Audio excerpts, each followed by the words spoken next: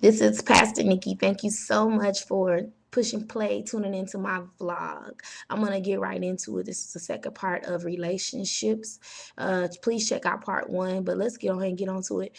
Proverbs chapter 3, verse 19. It says that the Lord by wisdom hath founded the earth, and by understanding hath he established the heavens. Now, the way that God operates is the way that we're to operate. It is wisdom that allows us to find things out. It is wisdom that gives us revelation, that gives us insight, but it is application of wisdom or understanding that establishes these things to be truth in our lives. In other words, just knowing something's not enough. You've got to do something and apply something. So, where relationships are concerned, we're on the phase now. We got some wisdom on part one, and now we want to apply some things in our lives. So, how do you know how to qualify people, and how do you know what choices to make when you're going about who needs to be on level 4 and 5 and all this stuff? Well, first thing I understand is that there are 4 stages that every relationship moves through. And the first stage of a relationship, this is any relationship in your life, your pastor, your church, your job, your spouse, your friends that you meet. It's the ecstasy phase. It's the where have you been all of my life? It's the oh, this man treat me so good, girl. I never had no man like this stage. This is the best church in the world stage. Okay. The second phase though is the reality phase. It's the phase when, man, I knew your feet stink, but I didn't know they had gangrene on them. It's the stage when yeah, the car is clean on the outside, cream on the inside, but it costs $85 to fill it up. That's the reality phase. Third phase is the challenge phase. That is the phase where conflict arises and it threatens the future of the relationship. This is a phase where a lot of us mess up because we can mismanage and mishandle conflict and challenge by avoiding it. And then sometimes just by not handling it properly, it has the potential to destroy the relationship. Hey, okay, you and your man get into it. He stays out too late. Your pastor sits you down because of something in your life. That's the challenge phase. The fourth phase is resolution. And resolution phase is how we resolve challenges. And the thing about resolution is that it's an opportunity for maturity to take place based on how you resolve a relationship. And resolution does not mean that it ends. Resolution just means that, okay, we got wisdom. We know where to go from here, whether it's ending, whether it's redefining, whether it's staying where it's at. That's what resolution is. Now, the key to all of this, though, I can give you all the wisdom keys in the world, but the component in the life of the believer is this. 1 Corinthians chapter 2, verse 10, it says, but God has revealed it to us by his Spirit. The Spirit searches all things, even the deep things of God. When you are born again, your spirit man becomes alive to God. You have a direct connect to the Father. And the Bible says that the Spirit can search all things. And if the Spirit can search the deep things of the Father, it can show enough to search them little pinochle heads of the folks you be messing around with. So, questions that you need to ask yourself. We already talked about asking yourself about were relationships purposeful and were they beneficial and things of that nature. But some other questions that you have to ask yourself is, has my love for God changed in a relationship? Am I more in love with God, less in love with God? Am I more compelled to seek him? Whatever. Do I still obey the voice of God? Can I even hear the voice of God if I know what obeying the voice of God is? And the other thing is my commitment to God and the things of God increasing or decreasing? Now, last thing, I have some other things in between there, but what I really want to share with you on this one is the description of some natives of a land called Hateration. Because the thing about it is that one thing that you do have to understand is that those people on level 4 and 5 are not always going to be churchgoers. Okay. Why? Because see, this is the thing. Christians, we know how to hate the hardest. We profess Jesus, but sometimes it's the Christians that are the professional haters. And the Bible tells us don't be unequally yoked. 2 Corinthians chapter 6, verse 14, it says that don't be unequally yoked with unbelievers.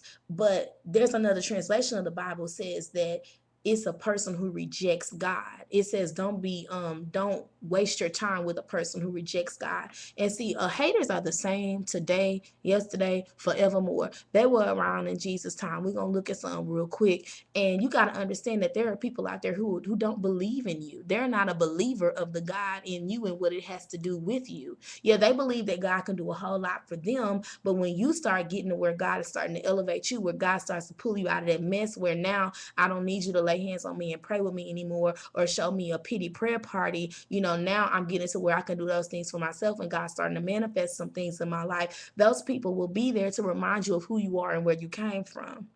Those are haters.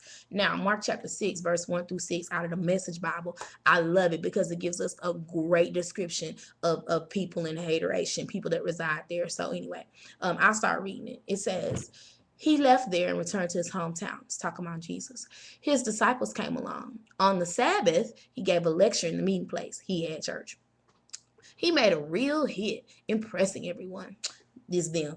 We had no idea he was this good, they said. How did he get so wise all of a sudden? Such ability. But in the next breath, they were cutting him down. He just a carpenter. This Mary's boy. We didn't know him since he was a kid. I know him.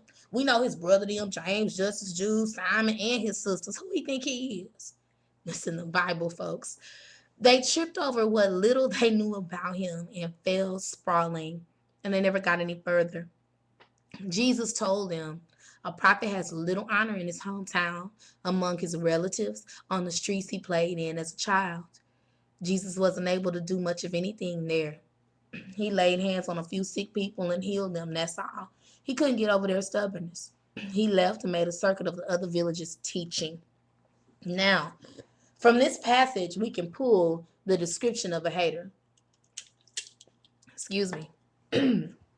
Haters often flatter.